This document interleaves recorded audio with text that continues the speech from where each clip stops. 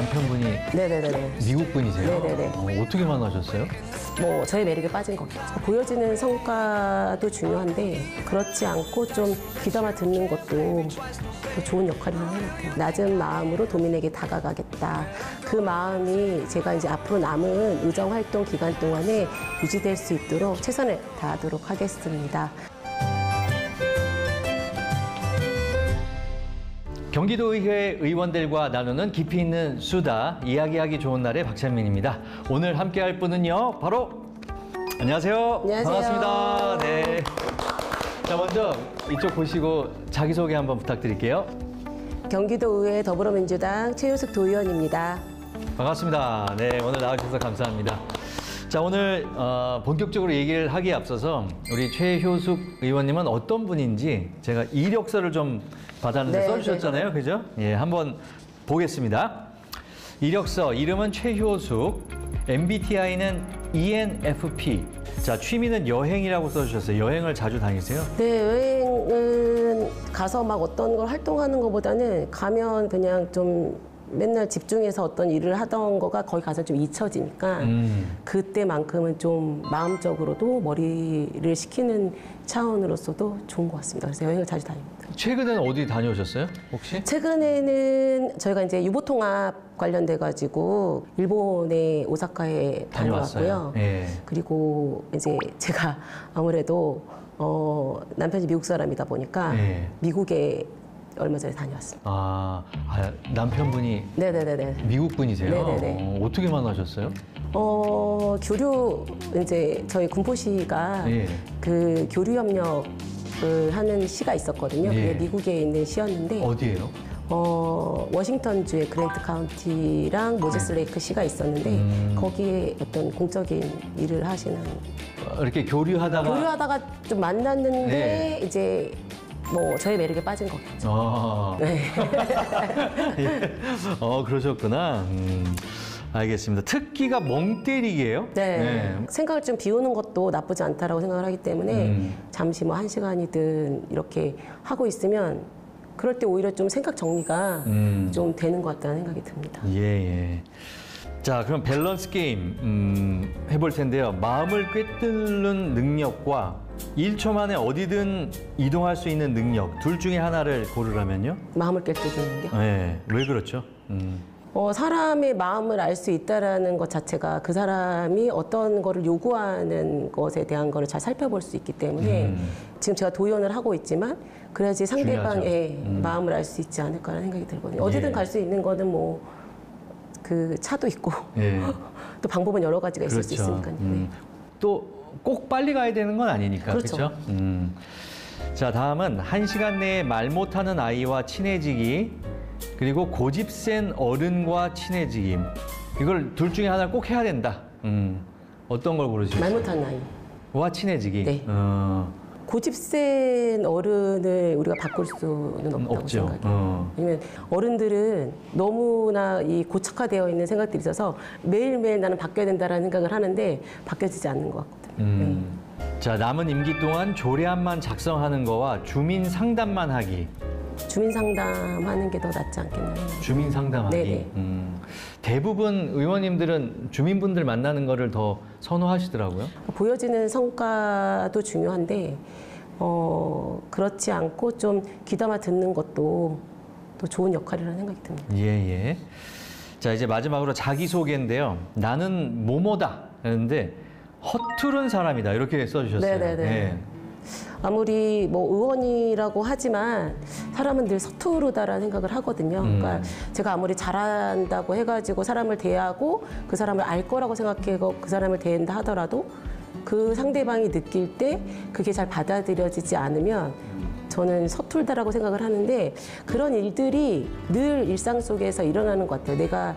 저희가 이제 아무래도 직장 생활도 해봤고 또 단체장도 어떤 지휘적인 거에 포지션도 가봤고 도의원이 됐지만 늘 서투른 사람이라고 생각해야지 그 상대방을 대하거나 어떤 마음을 이해할 때 좀 완벽하지 않으니까 이해도가 좀 좋지 않을까라는 생각이 들기 때문에. 네.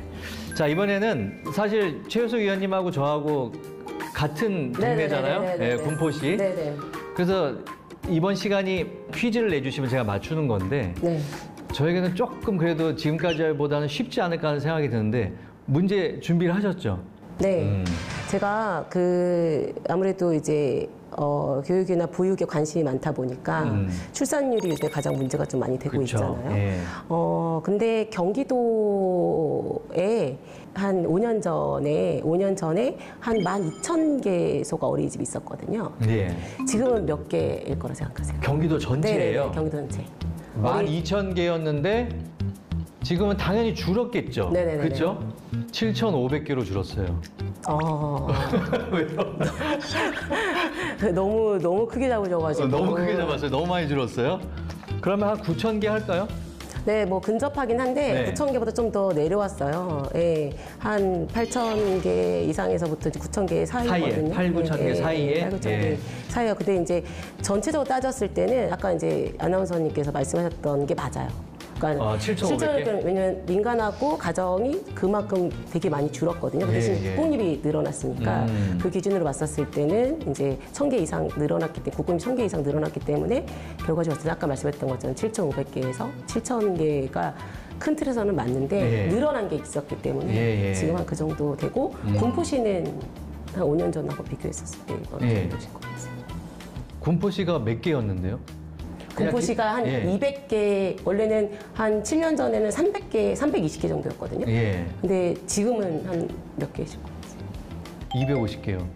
한 130개 남았어요, 지금? 네네. 엄청 줄었네요. 네네네. 예.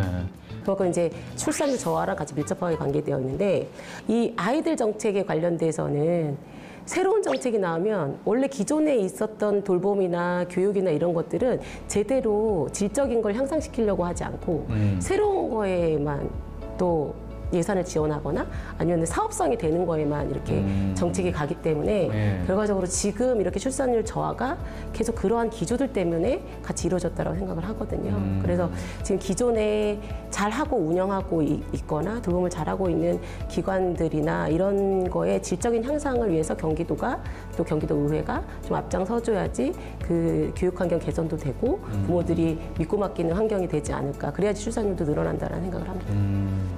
알겠습니다. 자, 문제 하나 더 내주세요. 제가 평상시에 좋아하는 말이 있거든요. 네. 그 말이 뭐 좀 추상적이긴 하지만 그게 무엇이라고 생각하시는지 궁금하거든요. 힌트를 좀 주세요. 제가 사람들을 대할 때 제가 조금 뭐 아이면 무릎 꿇고 아이의 눈높이에서 좀 맞추고 싶고 또 청년이면 청년의 어깨 높이에 맞춰서 말을 하고 싶고 이런 어떤 마음으로 제가 좋아하는 단어거든요. 불교 용어기도 해요. 그래요? 일단 마음 심자가 들어갈 것 같아요. 네. 그거 낮춘다고요? 네. 아래로 낮춘다? 하심? 하심이에요? 역시. 너무 그냥 막 들어갔는데. 하심이라는 네네네. 용어를 좋아하시나 네네네네. 봐요. 그러시구나. 그러니까 마음을 낮춰서 원래 절을 하잖아요. 근데 그 절을 한다는 것 자체가 마음을 낮춘다는 의미가 있어요. 근데 어떻게 도의원이 뭐 마음을 낮추겠어 이렇게 생각할지 모르겠지만 그래도 항상 사람들을 대할 때는 그 사람의 눈높이보다는 눈높이 좀 밑에서 좀 대해주면 저에게 민원이나 이런 거를 얘기할 때 편하게 접근해주지 않으실까라는 생각이 있어서 좀 하심이라는 마음을 썼고 제가 또 취약계층에 관심이 많거든요. 그래서 취약계층의 눈으로 좀 세상을 바라볼 때 취약계층이 좀 행복한 세상이 오면 전체적인 모든 보편적인 세상이 좀 행복해지지 않겠냐라는 생각을 하거든요. 예, 그래서 예. 그 부분에 조금 마음을 두고 있습니다. 예, 알겠습니다. 지금부터는 우리 최효숙 의원님의 의정 활동 얘기를 좀 해보도록 하겠습니다. 이번이니까 비례대표로 경기도 네. 의원이 처음으로 되신 네, 거잖아요, 네, 네, 그렇죠? 예. 근데 그 전에 보니까 23년간 어린이집 교사를 해서 이제 원장까지. 네, 교사 생활은 뭐 강사 생활도 했었고요. 뭐 네. 교사 생활은 한 7년 정도 했고 이제 우연한 기회에 그 원장이 또 됐고 원장을 하다 보니 정책에 좀 관심이 많아져서 연합회 활동을 좀 했고 예. 연합회 활동을 하다 보니 또 어찌 하다 보니 연합회 회장까지 하게 됐었습니다. 어떤 연합회장이에요, 그러면? 경기도 전체 어린이집 연합회장을 했습니다. 경기도 도내 어린이집 네네네. 연합회장. 네네네. 되게 힘 있는 자리 아닌가요, 거기? 뭐 힘 있는지 없는지 모르겠는데 제 좀 현장형이어가지고 제가요 좀 찾아가는 형이어서 그러다 보니까 회장을 할 만한 사람을 찾다 보니 예. 그 부족한 제가 하게 되었던 것 같습니다. 예. 그러면 그 연합회장 하시면서 뭐 이뤄낸 거? 일단 성과 뭐 이런 게 있었나요? 네, 뭐 아기 유치원 다 보내보시고 어린이집도 보내보셨을 건데요. 그 부모들이 내는 부담 비용들이 좀 있잖아요. 예. 그게 국공립에 다니는 아이들이나 또 민간에 다니는 아이들이랑 이렇게 그 금액의 차이가 있어요. 예, 근데 예. 부모 입장에서는 그 다니는 기관을 선택할 수 있잖아요. 선택할 수 있는데 비용의 차이가 나는 것에 대한 불편함들이 있잖아요. 그래서 그런 부분들을 제가 이제 연합회장 하는 동안에 이뤄낸 것들이 있습니다. 그럼 같아요, 이제는 내는 비용이? 네, 내는 비용, 이제 부모가 어떤 교육비나 보육을 내는 비용은 없고요. 예. 그 대신 이제 선택적으로 뭐 특별활동이라든지 아니면 다른 여러 가지 뭐 현장학습이라든지 이거는 이제 기관마다 조금씩 차이가 있을 수 있으니까 그거는 상이하게 좀 다른 비용들을 부모들이 부담을 하는데 예. 교육비나 뭐 보육료 이런 부분들은 뭐 국공립에 다니든 아니면 민간 가정에 다니든 똑같습니다. 그렇구나.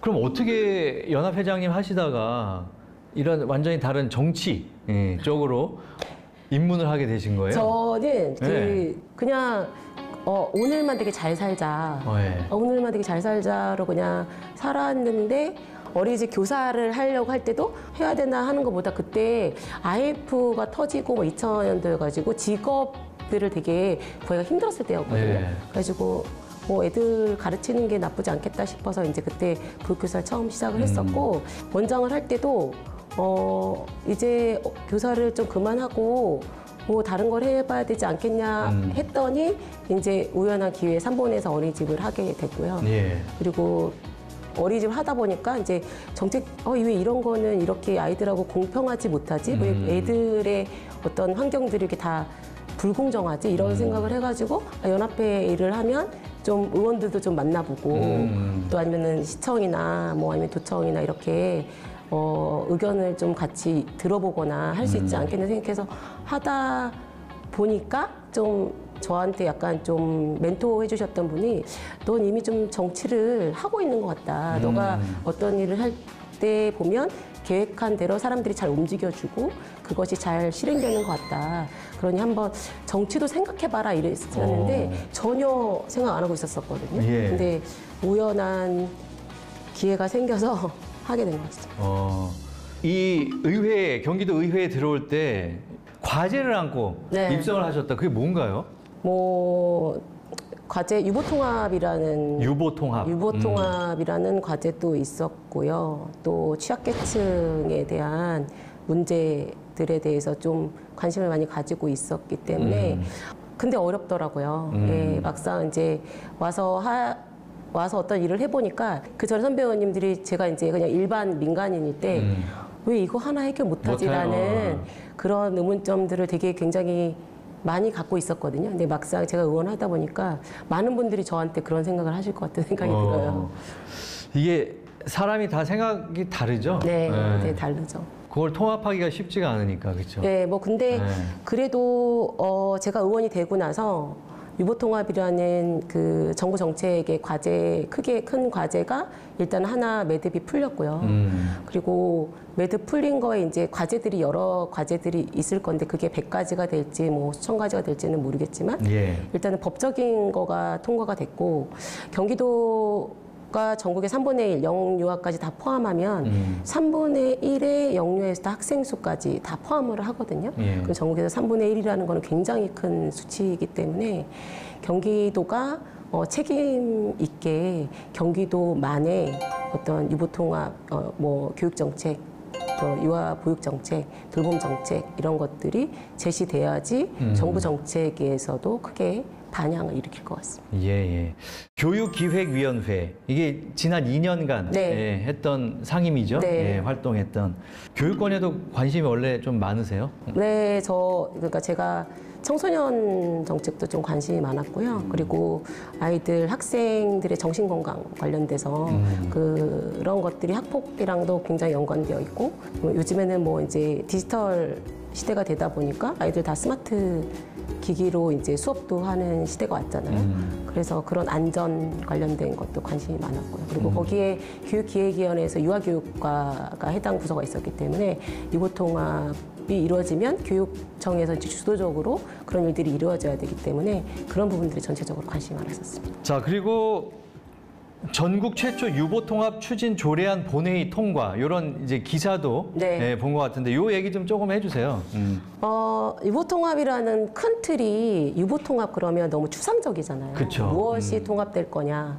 그러면 물론 이 유보통합이라는 것에 찬성하는 분들도 계셨고 반대하는 분들도 계셨고 꾸준히 한 30년 동안 계속 지속적으로 논의됐던 내용이에요. 그런데 저의 중점은 뭐였냐면 아이들의 출발선은 부모의 어떤 인종이나 아니면 어떤 부의 가치, 부의 뭐 어떤 내용이랑 다르게 가족의 환경, 유형이랑 다르게 출발선을 사회적으로는 동등하게 해줘야 된다는 거에 취지에 있었는데 그게 이제 정부가 정책을 발표했는데 그럼 경기도는 어떻게 그거에 맞춰서 할 것이냐.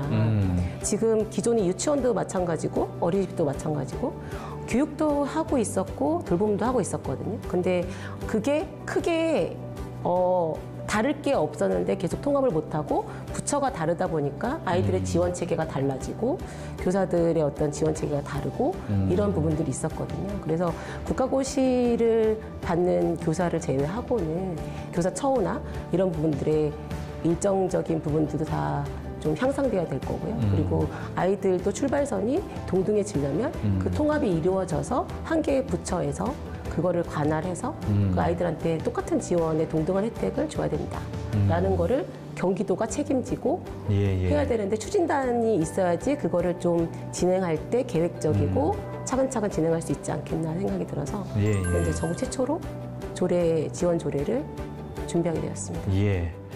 요것도 재밌네요. 디지털 아까 조금 얘기하셨는데 네. 디지털 정신건강 서비스 지원 조례안 네. 예, 요것도 작성해서 내셨다고요? 네네. 예.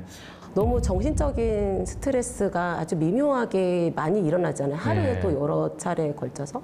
그러면 그게 어떤 정신건강에 문제가 발생되고 나서 우리는 그 병원이나 아니면은 내가 진단을 받길 원하잖아요. 근데 그러기 이전에 예방하는 차원의 어떤 솔루션이 필요하지 않겠냐. 보편적인 건강이, 정신건강이 잘 돼야지 그 다음에 크게 문제되는 발생을 사전에 예방할 수 있지 않겠냐. 그래서 그 푸바오를 보면 사람들이 굉장히 푸바오가 대나무를 먹는 거 보면서 힐링을 느꼈다고. 네. 그런 거에 솔루션을 디지털 정신건강 서비스 어떤 그 앱이나 이런 걸 활용해서 누구나 접속해서 그런 부분, 정신건강을 좀 예방 차원에서 해보면 어떻겠냐라는 걸로 제가 좀 관심을 가져서 조례를 제정하게 됐습니다. 예, 예. 자, 이제 후반기에는 교육기획위원회에서 이제 여성가족평생교육위원회. 네. 예. 지난 8월에 경기도 아동돌봄 기회소득 정책에 대한 토론회. 네. 이것도 진행을 하셨다고요. 네. 돌봄 관련된 건데요. 누구나 돌봄을 하면 경기도가 그 돌봄을 예전에는 이제 옆집 아줌마한테 좀 저희 아이 좀 맡길게요 예, 하고 예. 좀 부탁하고 좀 그 상대방에 대한 고마움을 어떤 식으로 표현해야 될지 잘 몰랐잖아요. 근데 이제 경기도가 그런 어떤 봉사하는 분들에 대한 기회소득을 제공해 주겠다라는 좀 취지가 있어요. 그게 약간 그 애매모호한데요. 자격이라든지 뭐 이런 게 좀. 자격이랑 관계없이 이제 내가 등록을 해서 등록을 해서. 하면 그거에 대한 지원을 받을 수 있는 혜택이고요. 그럼 그런 것도 좀 어떤 심사 같은 게 필요한 건가요? 그러면? 일단은 이제 뭐 지역의 커뮤니티 아이를 돌볼 수 있는 커뮤니티를 5인 이상의 커뮤니티를 형성하고 있다든지 아니면 일정 기간에 그러니까 그 장소를 가지고 있어가 돌봄을 진행해 줄 수 있는다든지 뭐 이렇게 해서 지원하는 것에 대한 신청을 하면 지원해 줄 수 있는 시스템이 있어요. 경기도에서 지원해 주는 시스템이 있거든요. 이 부분이 많이 홍보가 되면 내가 누군가의 아이를 돌봐줄 때 어떤 봉사에 대한 가치를 인정해주는 기회소득이기 때문에 예. 되게 좋은 일이라고 저는 생각을 합니다. 좋은 정책을 생각합니다. 그렇네요. 예, 예.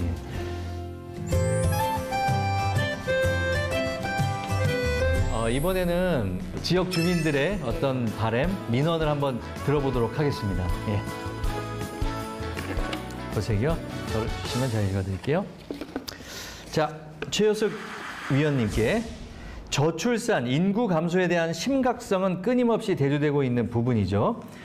현장에서 더 생생하게 느끼셨을 것 같은데요. 주변 지인들과 의원님이 직접 느낀 심각성 어느 정도인지 듣고 싶습니다. 이제 정치에 입문하셔서 더 체감하신 부분이 있을까요, 혹시? 예.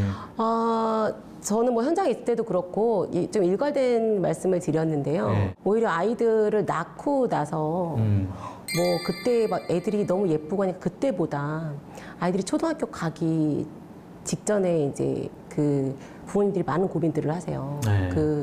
이 아이가 학교에 적응을 잘 하려면 부모의 어떤 손길이 좀 필요한데 내가 회사를 그만둬야 될지 말아야 될지.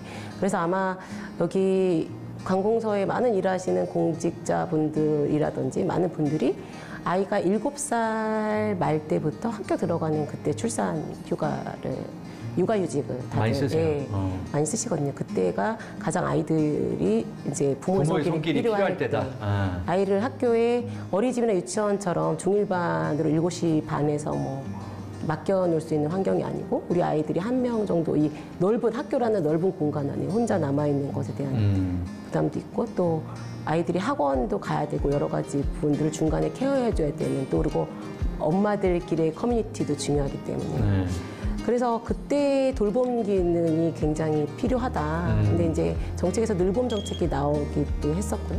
근데 그런 어떤 안정적인 돌봄들이 좀 확보가 된다면 그 해당되는 어떤 일정적인 그 출산율이 정상적으로 조금씩 더디지만 움직여지지 않을까라는 생각을 하거든요. 네, 예. 네, 그러니까 그리고 또 한 가지는 정부가 그 출산에 대해 적극적으로 관여해야 된다 생각을 하거든요. 현장에서는 이런 말들을 되게 많이 했었어요. 정책이랑 현장이 되게 다르게 움직인다. 홍보는 국공립어린이집이 많이 세워지면 세워질수록 그 출산율이 늘어난다는데 정말 아니었거든요. 1%도 늘어나지 않았었거든요. 그만큼 지원해주는 부분에 있어서 현장하고 정말 좀 다르게 움직인 부분들이 있었어요. 요즘에 결혼하는 연령이 좀 늦어졌잖아요.